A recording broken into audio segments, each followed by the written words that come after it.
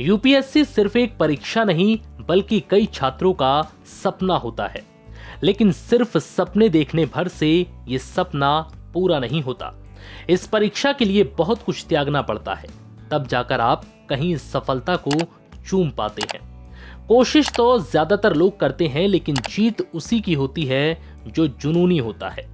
इस वीडियो में हम आपको एक ऐसे ही किसान परिवार में जन्मे मुकुंद कुमार झा की जर्नी और जुनून के बारे में बताएंगे कि कैसे बिहार के मधुबनी जिले में जन्मा एक लड़का सिर्फ 22 साल की उम्र में यूपीएससी पास कर अफसर बन गया। 22 साल की उम्र में आज के कुछ युवा अपने लक्ष्य तक को तय नहीं कर पाते। ऐसे में सिविल सेवा परीक्षा 2019 में मुकुंद ने ऑल इंडिया 54वीं रैंक हासिल की, वो भी पहले अटेम्प्ट में। मुकुंद कुमार झा की यूपीएससी जर्नी यूपीएससी का सपना देखने वालों और अफसर बनने की चाहत रखने वालों को बहुत कुछ सिखाती है। सीमित संसाधनों में बिना कोचिंग 1 साल की तैयारी में पहले अटेम्प्ट में आईएएस पास करना कोई मामूली बात नहीं है। अब ये युवा अफसर लोगों के लिए एक प्रेरणा बन चुका है। मुकुंद ने अपने एक इंटरव्यू में बताया कि जब वो 4वीं-5वीं कक्षा में पढ़ते थे तभी उन्होंने आईएएस और आईपीएस शब्द कहीं से पढ़े थे। तब वो अपने पिता से पूछते थे कि इनका क्या मतलब होता है। उनके पिता ने उन्हें इसका मतलब बताया। फिर जब वो बड़े हुए तो यही बनने का सपना देखना शुरू कर दिया और आगे चलकर इसी को अपना करियर गोल बना लिया। अपने परिवार के बारे में मुकुंद बताते हैं कि मेरे पिता एक किसान हैं और माँ पहले प्राइमरी स्कूल में टीचर थीं, जो बाद में नौकरी छोड़कर बच्चों को पढ़ाने लगी।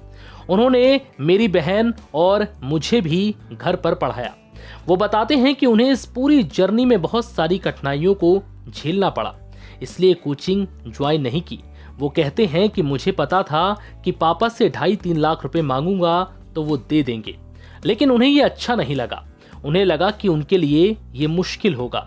अपने शुरुआती दिनों के बारे में वो बताते हैं कि उन्होंने बिहार में ही आवासीय सरस्वती विद्या मंदिर से 5वीं तक पढ़ाई की।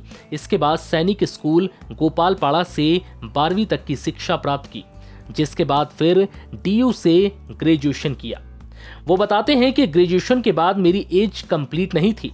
उसी समय दिल्ली की टीना डाबी ने सिविल सेवा परीक्षा 2015 में टॉप किया था।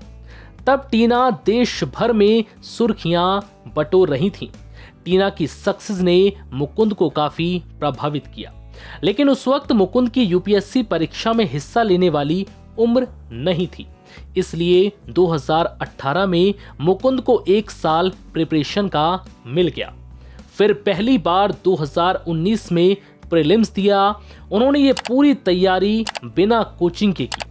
वो कहते हैं कि मैं खुद को भाग्यशाली समझता हूं कि पहले अटेम्प्ट में मैंने पेपर निकाल दिया।